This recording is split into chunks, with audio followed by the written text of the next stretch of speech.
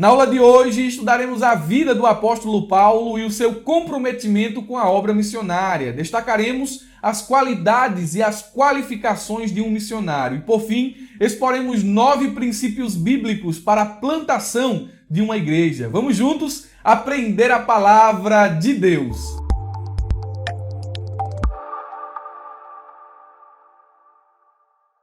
Queridos irmãos, quero cumprimentá-los com a paz do Senhor Jesus. Eu sou Murilo Alencar e com muita alegria estamos dando início a mais uma pré-aula da Escola Bíblica Dominical. Hoje estudaremos a lição de número 7, que tem por título Paulo, o plantador de igreja. Já quero lhe avisar que o subsídio que estou utilizando sempre disponibilizo na descrição do vídeo. Tem um link azul aí embaixo, cliquem e façam um download desse material. Não custa nada, é um presente nosso para você. Junto ao link para adquirir o subsídio, deixamos outro link, que é o do curso Pregador e a Pregação. Para quem não conhece, é uma ferramenta extraordinária para o pregador que deseja se preparar, o pregador que deseja edificar outras vidas. Lá no Pregador e a Pregação, você aprenderá sobre hermenêutica, exegese, homilética, oratória, bibliologia e assuntos correlatos. Irmão Murilo, eu não sei como estruturar um sermão, eu não sei como interpretar a Bíblia de forma correta, não sei por onde começar a estudar, não sei muito assim que norte tomar nessa área da pregação. Não se preocupe, você vai aprender tudo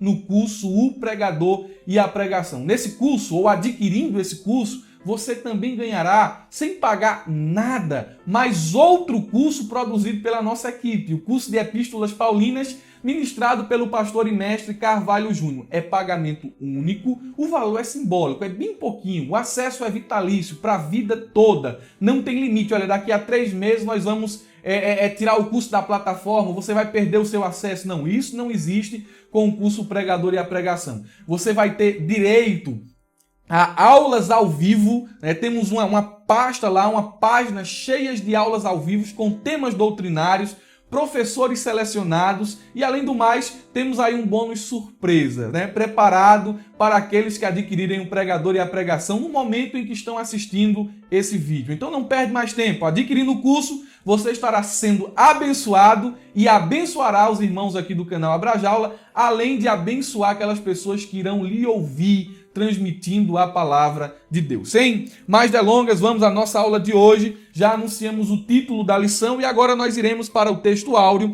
que nos diz assim: Eu plantei, Apolo regou, mas Deus deu o crescimento. 1 Coríntios, capítulo 3, versículo de número 6. A título de comparação, a Bíblia NVT diz: Eu plantei e Apolo regou, mas quem fez crescer foi Deus. A paráfrase Bíblia Viva diz: o meu trabalho foi o de plantar a semente no coração de vocês, e o de Apolo foi regá-la. Lendo apenas até aqui, na paráfrase e também na versão NVT, eu acredito que os irmãos já comecem a perceber que Paulo, ele sabia qual era o seu papel dentro da igreja. Olha, eu plantei, Apolo regou. Esse é o nosso papel. E ele prossegue dizendo o seguinte: porém, foi Deus e não nós quem fez crescer a lavoura em seus corações. Paulo sabia qual era a função dele e qual era a função de Deus. E dentro do nosso texto áureo, eu posso aqui extrair pelo menos 5 verdades importantes. 5 verdades procedentes deste texto. A primeira delas é que o texto revela a diversidade de Deus em usar pessoas.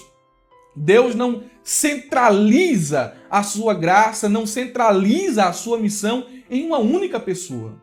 Há uma diversidade na questão de Deus usar as pessoas. Ele usava Paulo, ele usava Pedro, ele usava Apolo, e todos eles eram canais de Deus, canais de bênção na vida da igreja. Em segundo lugar, o texto me ensina que ninguém trabalha sozinho. Olha o que Paulo está dizendo: eu fui lá e plantei, mas eu não tinha como regar. Deus preparou outra pessoa para regar. Apolo foi lá e regou. Ninguém trabalha só. A dinâmica da obra exige coletividade. O papel desempenhado por cada irmão dentro do reino é importante para o bem comum e para o desenvolvimento da igreja. Cada um que está trabalhando, seja aquele que prega, aquele que canta, aquele que cozinha, aquele que zela, aquele que evangeliza, aquele que fica na porta, cada um tem uma função, um papel importante dentro da igreja de Deus. Ninguém trabalha sozinho. Você vai fazer um congresso. O congresso não é feito de quem dirige o culto, não é feito apenas por aquele que está dirigindo o culto, e aquele que está pregando e aquele que está cantando. Há toda uma preparação por trás daquilo ali, né? Veja que há uma coletividade trabalhando em prol de um bem comum.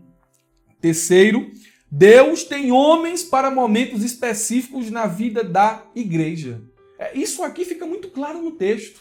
Deus tem aquele que planta, Deus tem aquele que rega. Em outras palavras, Deus tem aquele que tem um ministério de evangelista, Deus tem aquele que tem um ministério pastoral, Deus tem aquele que tem um ministério de mestre, e assim a igreja vai sendo edificada. Em quarto lugar, nós aprendemos à luz desse texto que Deus é o promotor do crescimento. O agricultor prepara a terra, planta a semente, mas não tem o poder de fazer a semente germinar. Não tem o poder de fazê-la crescer. Deus é quem promove o crescimento. Quem deve ocupar o lugar de proeminência é Deus e não os lavradores. Tudo é de Deus. Tudo é de Deus. Ele quem dá condição até mesmo dos lavradores trabalharem. Então, o lugar de destaque nunca será do pregador, o lugar de destaque nunca será do cantor, nunca será daquele que serve, mas será do Senhor que promove o crescimento. Eu notei aqui 3 coisas impossíveis aos homens: fazer a semente germinar, crescer e frutificar. Porque quem faz isso é Deus. E bendito seja o nome do nosso Senhor e Salvador Jesus. Em quinto lugar, a última verdade é que uma igreja que não planta e que não rega não pode esperar colheita. A igreja está vazia. Cadê os novos convertidos? E eu lhe pergunto, a campanha está saindo? Você está evangelizando? A igreja que você faz parte está promovendo missões? A igreja que você faz parte cumpre a grande comissão, sai às ruas para evangelizar, promove cultos evangelísticos, cruzadas, visita nos lares, discipulado? Se você não está semeando, se você não está plantando, não espere colheita. A Bíblia diz, nos incentivando a nos esforçarmos no sentido de trabalhar, de plantar a semente, em Atos capítulo 18, versículo 9 e 10, o seguinte: não tenha medo, continue falando e não fique falado, não fique calado. Olha o que Deus está falando aqui ao seu povo: olha, não fique com medo, vá. Essa obra é minha. Não fique calado, pois eu estou com você e ninguém vai lhe fazer o mal ou feri-lo, porque eu tenho muita gente nesta cidade. Glória a Deus. O Senhor tem muita gente aqui no Pernambuco, não fique calado. O Senhor tem muita gente aí em São Paulo, não fique calado. O Senhor tem muita gente aí no Rio de Janeiro, não fique calado. O Senhor tem muita gente na Bahia, não fique calado. O Senhor tem muita gente aí no Pará, não fique calado. No estado que você estiver, na cidade onde você está morando, não fique calado. O Senhor tem muita gente aí. Glória a Deus. E essa promessa é para a igreja. Ele está com você. Vá lá e fale tudo quanto Ele colocar no teu coração. Glória a Deus. Meus irmãos, a verdade prática nos diz: a experiência com Cristo é o mais poderoso fator motivacional para plantar igrejas. A plantação de igrejas é o trabalho de um missionário. E eu entendo que o missionário é tanto aquele que vai para uma obra transcultural, aquele que sai do conforto de seu ambiente e vai para um lugar determinado, quanto aquele que sai na campanha evangelizadora, quanto aquele que evangeliza no bairro que mora. É um missionário, tem um missionário local e um missionário transcultural. E a verdade prática, ela está descrevendo que o nosso encontro com Jesus, isto é, a nossa experiência pessoal com Ele, acarreta em mudança. Que mudança? As motivações do nosso coração, antes influenciadas e cativas pelo pecado, agora são alteradas. E uma das maiores evidências de que o meu coração foi mudado e que a minha vivência com Cristo ressurreta foi real e significante se expressa pelo forte desejo de compartilhar Jesus com mais pessoas. É isso que a verdade prática está querendo nos comunicar. Se eu tive uma experiência com Cristo ressurreto, consequentemente, esse desejo vai nascer no meu coração de compartilhar Jesus com mais pessoas. E eu separei aqui alguns textos para lermos. Homens que tiveram uma experiência com Deus e após essa experiência tiveram um anseio de comunicar Deus às demais pessoas. Primeiro foi o profeta Isaías. Isaías 6:8 diz: "Então ouvi a voz do Senhor conclamando: quem enviarei? Quem irá de ir por nós?" E Isaías não pensou duas vezes. Ele disse: "Eu respondi, eis-me aqui, olha para mim, eu estou aqui. Envia-me, eu quero ir." Glória a Deus. A experiência dos primeiros discípulos. João capítulo 1, versículo 40 ao 42 e o 44 e o 45 diz assim: "André, irmão de Simão Pedro, era um dos dois que tinham ouvido o que João dissera e que haviam seguido a Jesus. O primeiro que ele encontrou foi seu irmão Simão. E lhe disse: achamos o Messias, isto é, o Cristo, e o levou até Jesus." Olha só o desejo de André. Aí depois vem Filipe. Filipe encontrou Natanael e lhe disse: achamos aquele sobre quem Moisés escreveu na lei e a respeito de quem os profetas também escreveram, Jesus de Nazaré, filho de José. Vem cá, vem conhecer ele, vem ver. É o desejo natural das pessoas que têm um encontro com Jesus, compartilhar Jesus com mais pessoas. Olha o que o apóstolo Paulo ele diz em Atos capítulo 20 e o versículo de número 24. "Todavia não me importo, nem considero a minha vida de valor algum para mim mesmo, se tão somente puder terminar a corrida e completar o ministério que o Senhor Jesus me confiou." Ele me confiou. Ele me disse algo, ele me entregou algo. Eu tive uma experiência com ele, aleluia. E essa experiência eu quero testemunhar, eu quero compartilhar. O texto finaliza dizendo o seguinte: ele me confiou essa missão de testemunhar o evangelho da graça de Deus.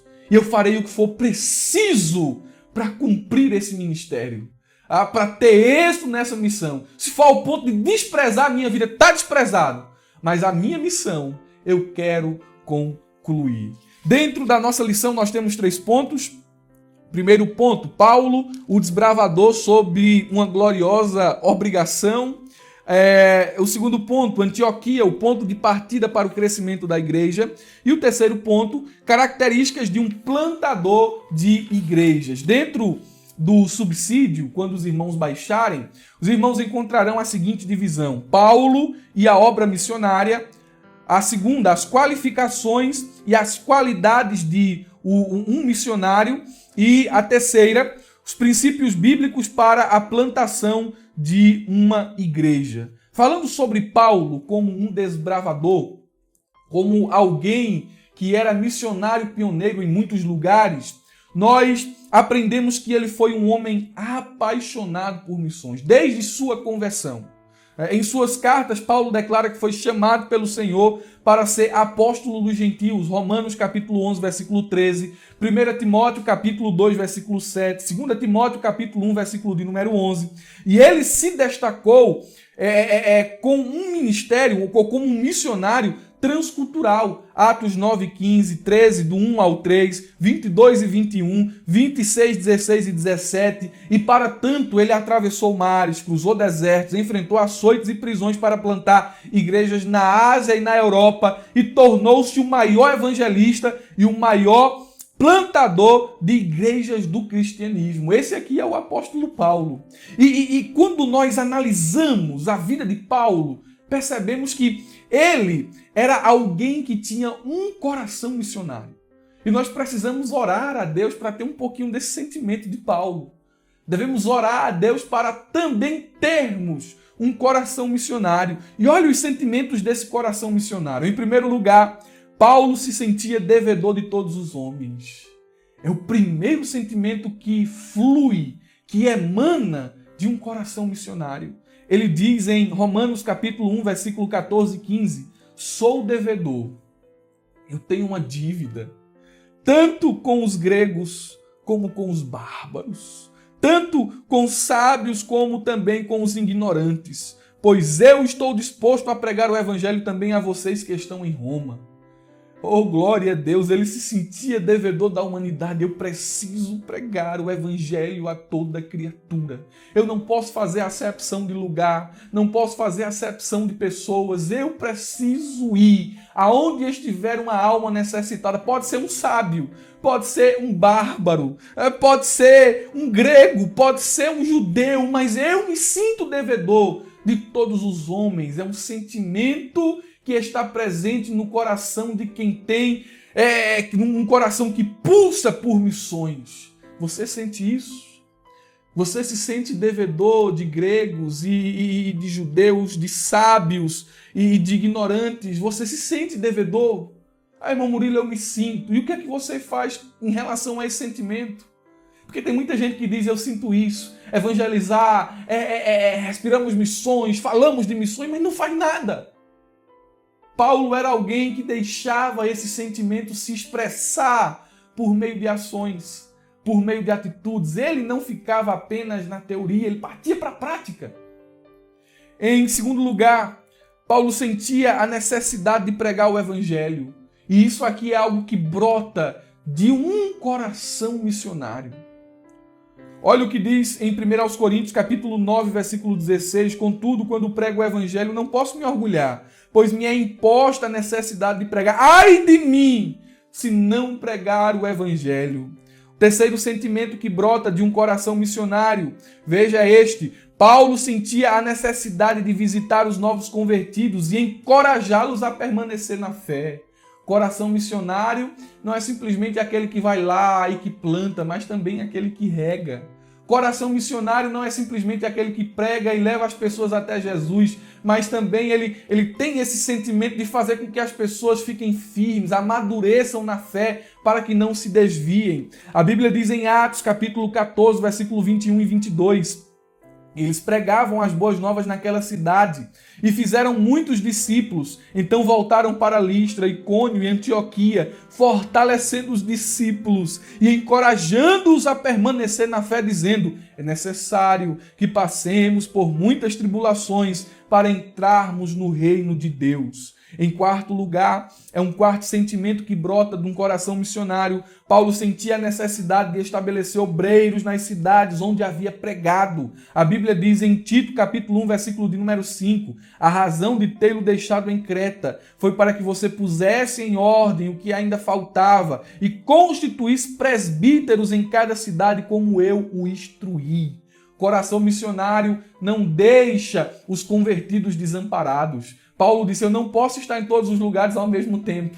Eu preciso progredir, prosseguir na minha missão. Mas aqueles que eu ganho para Cristo não ficarão desamparados. Ele orientava os seus cooperadores a estruturarem as igrejas, a formarem um ambiente de cuidado, um ambiente onde as ovelhas seriam apacentadas, cuidadas e alimentadas. São pelo menos alguns sentimentos que brotam de um coração missionário. Paulo era um homem comprometido com missões. E meus irmãos, falar de missão é muito bonito, falar sobre obra missionária é muito bonito.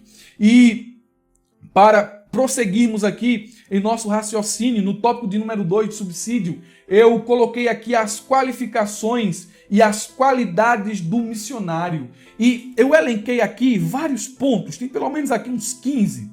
E eu extraí esses pontos de uma obra da irmã Ruth Doris Lemos, chamada Missiologia.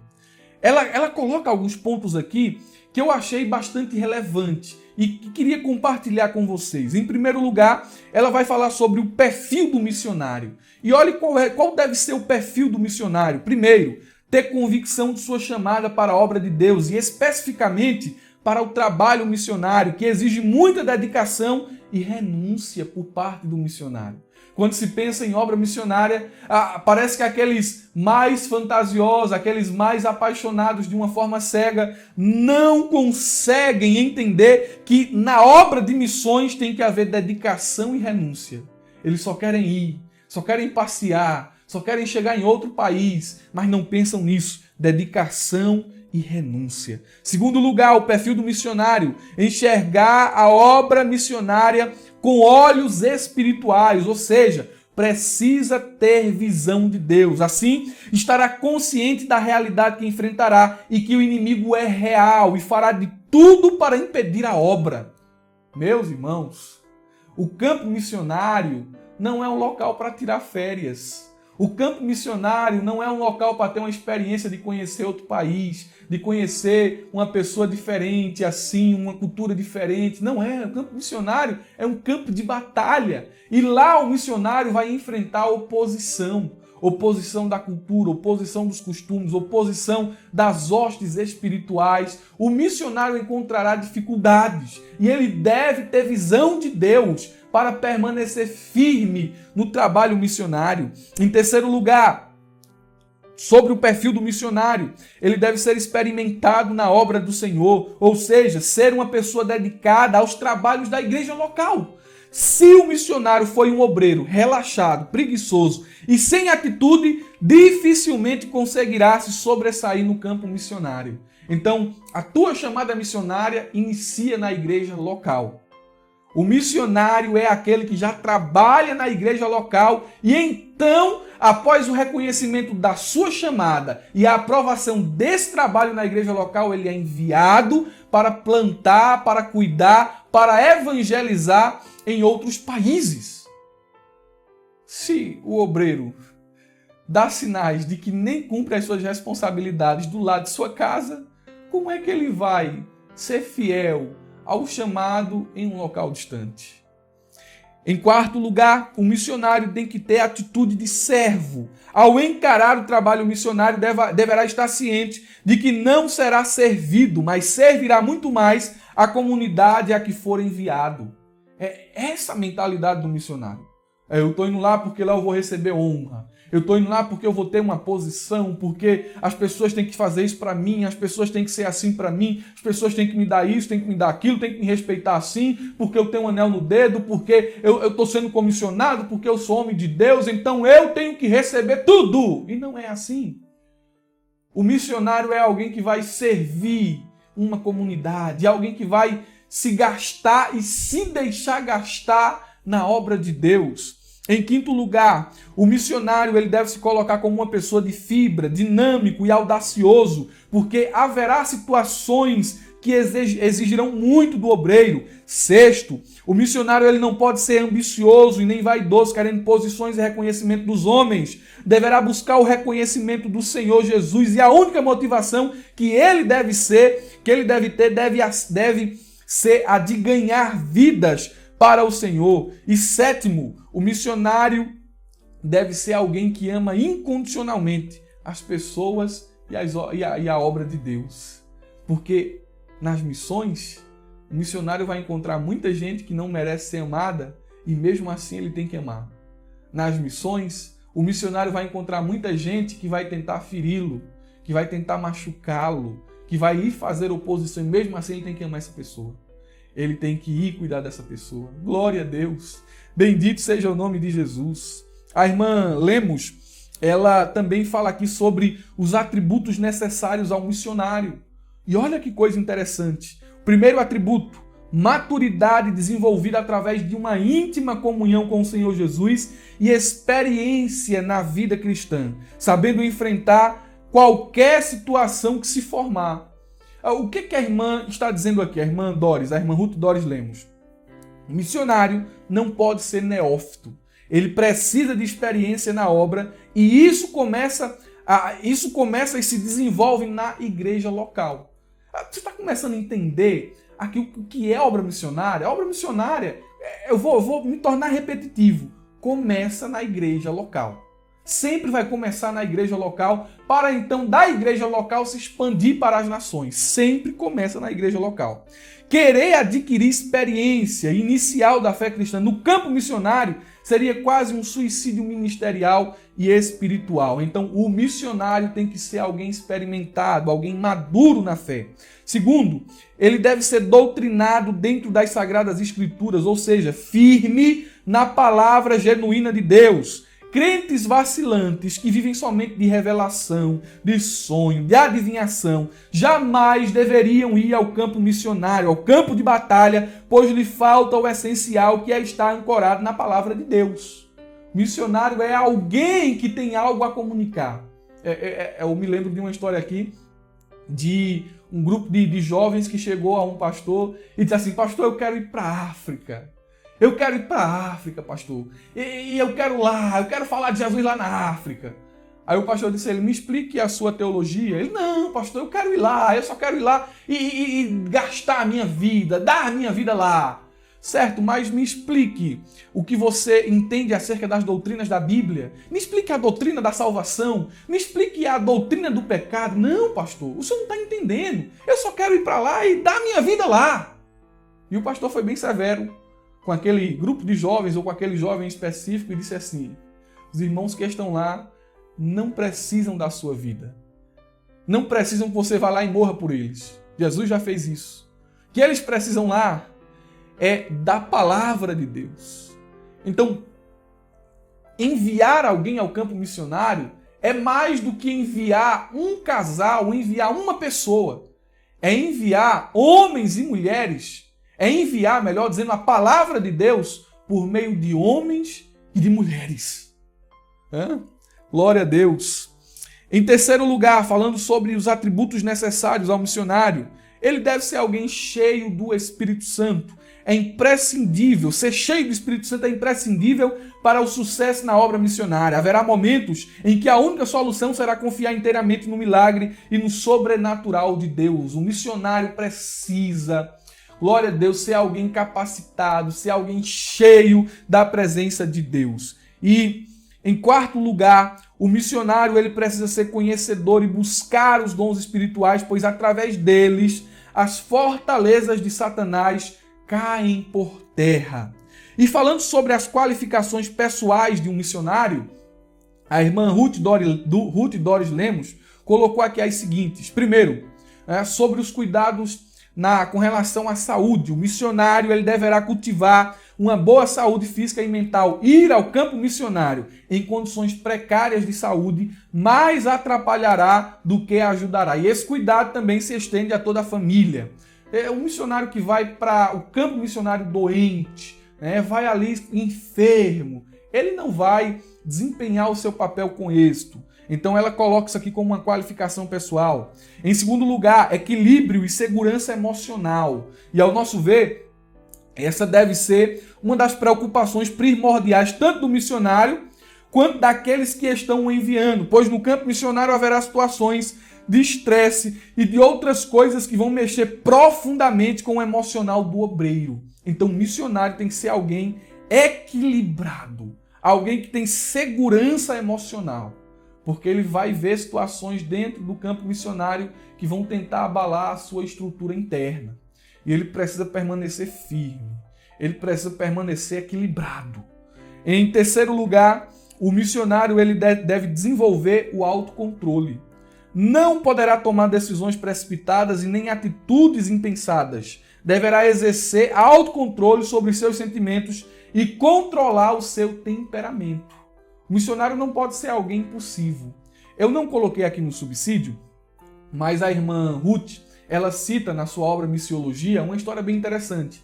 Ela diz que certo missionário foi evangelizar uma tribo indígena. E depois ali de 3 anos evangelizando aquela tribo indígena, o cacique, ele se converteu. Ele aceitou Jesus. Mas havia um problema. Ele tinha parece que era 11 esposas, a irmã Ruth coloca. Ele tinha 11 esposas. E o missionário precipitadamente chegou no cacique, ela diz até um nomezinho diferente, o líder dessa tribo indígena, chegou nele e disse assim: olha, você tem aí 11 esposas, mas você só pode ser casado com uma. E ele agiu, ela coloca essa atitude dele como uma atitude precipitada.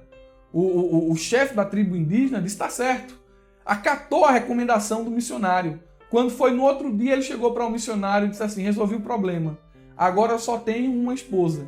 Mas o que foi que ele fez com as outras 10? Ele matou as outras 10. Veja, a falta de maturidade do chefe indígena e a precipitação do missionário. Ele matou as outras 10, o chefe indígena. Foi o que aconteceu. O missionário teve que ser tirado de lá, voltou para a sua cidade para fazer tratamento psicológico. Ele ficou traumatizado com aquela situação. Então, o missionário deve ser alguém que desenvolve o autocontrole. Ele não pode ser uma pessoa precipitada, não pode agir por impulsividade. Ele precisa ser alguém que controla o seu temperamento, a sua personalidade. Em quarto lugar, o missionário deve manter uma conduta ilibada. Nunca deverá esquecer que, embora esteja em outra cultura, com costumes bem diferentes, não poderá se aproveitar das situações para ter atitudes imorais. São as qualidades e as qualificações de um missionário. Eu coloquei aqui algumas, tem muito mais, mas a gente precisa dar prosseguimento à nossa lição. O tempo que temos aqui, que dispomos, é muito curto e nós gostaríamos de finalizar esta aula falando sobre princípios bíblicos para a plantação de uma igreja. Já vimos aqui Paulo como um homem apaixonado e comprometido com missões. Já vimos aqui as qualidades e as qualificações de um missionário. E agora nós falaremos sobre princípios bíblicos para a plantação de uma igreja. O que é que a Bíblia diz acerca da plantação de uma igreja? Eu já quero lhe adiantar que a igreja ela não vive em função daquilo que dá certo. A igreja ela se posiciona, ela está alicerçada naquilo que é certo. Naquilo que é certo. Os princípios basilares para a plantação de uma igreja não podem ser extraídos do marketing comercial e empresarial, mas devem ser retirados da Bíblia. Olha, como fazer uma igreja crescer rápido, como fazer a sua igreja encher. E tudo isso é princípio extra-bíblico, princípio que se baseia em marketing empresarial. A plantação, os princípios para uma plantação de uma igreja devem ser extraídos da Bíblia.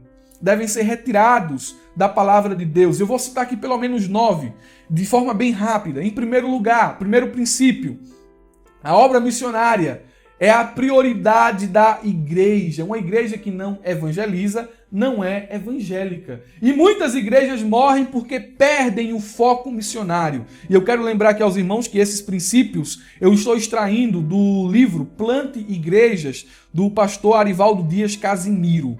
E o primeiro princípio é justamente esse princípio de intencionalidade, de propósito. A obra missionária é a prioridade da igreja. Olhe o que a Bíblia diz em Mateus capítulo 28, versículo 18 ao 20. Foi-me dado toda a autoridade nos céus e na terra. Portanto, vão e façam discípulos de todas as nações, batizando-os em nome do Pai, do Filho e do Espírito Santo, ensinando-os a obedecer a tudo que eu lhes ordenei. E eu estarei sempre com vocês até o fim dos tempos. Prioridade da igreja, grande comissão, chamado. Em segundo lugar, segundo princípio é que o Espírito Santo ele é o executivo da obra missionária. A obra missionária é promovida, motivada e dirigida por Deus por intermédio do Espírito Santo. Ele está presente com relação à atuação da igreja no campo missionário ou na parte das missões. Olha o que a Bíblia diz em Atos capítulo 13, versículo 2 ao 3. Diz o seguinte: enquanto adoravam ao Senhor e jejuavam, disse o Espírito Santo, separem-me Barnabé e Saulo para a obra que eu os tenho chamado. Assim, depois de jejuar e orar, impuseram-lhe as mãos e os enviaram. Quem estava enviando? A igreja. Mas através da orientação de quem? Do Espírito Santo. Olha o que a Bíblia diz em Atos 16 e o versículo de número 6. Paulo e seus companheiros viajavam pela região da Frígia e da Galácia, tendo sido impedidos pelo Espírito Santo de pregar a palavra na província da Ásia. Era ele quem estava dando as orientações. Preguem aqui, aqui agora não. Vão para ali, para aqui agora não. É ele quem estava dirigindo, promovendo as missões. Em terceiro lugar, a oração é extremamente importante para a obra missionária. Esse é um princípio que deve reger a plantação de uma igreja. Oração. A Bíblia diz em Atos, capítulo de número 4, versículo 31, depois de orarem, tremeu o lugar em que estavam reunidos, todos ficaram cheios do Espírito Santo e anunciavam corajosamente a palavra de Deus. E veja o lugar da oração. Oraram, foram cheios e depois de cheios, anunciaram. Em quarto lugar, o homem é o método de Deus para a obra missionária. O livro de Atos é uma narrativa sobre as pessoas usadas por Deus. A história da igreja é a história de pessoas que foram usadas por Deus. Em quinto lugar, a pregação é o meio divino para promover a obra missionária. A pregação é o modo prescrito por Deus para salvar, santificar, encorajar e fortalecer a igreja. A Bíblia diz em Atos, capítulo de número 8, versículo de número 35. Então Filipe, começando com aquela passagem da Escritura, anunciou-lhe as boas novas de Jesus. Atos capítulo 10, versículo 42. Ele nos mandou pregar ao povo e testemunhar que este é aquele a quem constitui juiz de vivos e de mortos. A pregação é o meio utilizado por Deus para promover a obra missionária. Em sexto lugar, a igreja local é a base para a plantação de novas igrejas. A igreja local deve coordenar o trabalho missionário, recrutando, treinando, enviando, sustentando e recebendo relatórios dos missionários. Atos capítulo 14, versículo 26 e 27, nós temos aqui uma base bíblica para esse princípio. Sétimo, missões acontecem em tribulação. Todos aqueles que fazem missões, seja na cidade onde mora, seja em outra cultura, em outro país, passarão por tribulação. Atos capítulo 14, versículo 21 e 22. Oitavo, o dinheiro não é o mais importante para a obra missionária. E tem uma frase que diz o seguinte: missões se fazem com os pés dos que vão, os joelhos dos que oram e as mãos dos que contribuem. E olhem a ordem lógica dessa frase. A contribuição, as mãos dos que contribuem, fica lá em último lugar. Porque mais importante é os pés daqueles que vão. Irmão Murilo, eu não entendi. Hudson Taylor disse algo interessante. O trabalho de Deus, feito à maneira de Deus, nunca faltará aos recursos de Deus. Pedro e João disseram o seguinte, olha, há um coxo. Eu não tenho prata, nem tenho ouro. Não tinha dinheiro, não tinha valor. Eu não tenho essas coisas, mas aquilo que eu tenho, isso eu te dou. Em nome de Jesus, levanta e começa a andar. Irmão Murilo, o que é que você está querendo dizer com isso? Faltam trabalhadores, faltam os pés dos que vão, mas os recursos de Deus não faltam. Você está entendendo o que eu estou falando aqui? Falta trabalhadores, mas os recursos não faltam. Quando tem trabalhador, quando tem alguém disposto a ir, Deus prepara os recursos para que essa pessoa vá. E por fim, para finalizarmos, meus irmãos, missões são ações. Falei aqui sobre obra missionária, qualificação, princípios, tudo. Mas missão não é teoria. Missão é ação. Nós falamos muito sobre missões, teorizamos sobre missões, achamos bonito missões, oramos por missionários e achamos bonito quem vai, quem faz isso, quem faz aquilo, quem prega, quem evangeliza. Mas missões, oh glória a Deus, são ações. É por isso que o nome Atos, Atos significa praxis, práticas. Meus irmãos, saiamos da teoria. Professor de escola dominical, aluno, superintendente, obreiro da casa do Senhor, jovem, irmão, irmã, saia da teoria. Você está ouvindo aqui falar sobre missões nesta aula. Saia da teoria. Você aprendeu alguma coisa aqui, mas não deixa isso na teoria. Comece a viver missões. Não simplesmente falar, mas ter a experiência empírica de viver missões, de anunciar, de proclamar, de passar por tribulações, mas de ver Deus operando na vida das pessoas. Glória a Deus, glória a Deus. Ore com a sua classe, ore você mesmo aí com Deus sobre a questão de missões. Você é alguém que faz missões ou é simplesmente alguém que fala sobre missões? Que esta aula seja um chamado para que você desperte o fervor missionário. Que esta aula sirva de combustível para que você, aleluia, saia ao campo para evangelizar, para que você compartilhe a sua fé O trabalho missionário começa na igreja local e se expande. Começa em Jerusalém, Judéia, Samaria e confins da terra. E, meus irmãos, assim nós concluímos mais uma aula. Queremos agradecer a todos os alunos. No nome do Senhor Jesus, eu peço que Ele lhes abençoe, lhes dê uma aula abençoada, tenham um ótimo fim de semana e abram a jaula. Glória a Deus.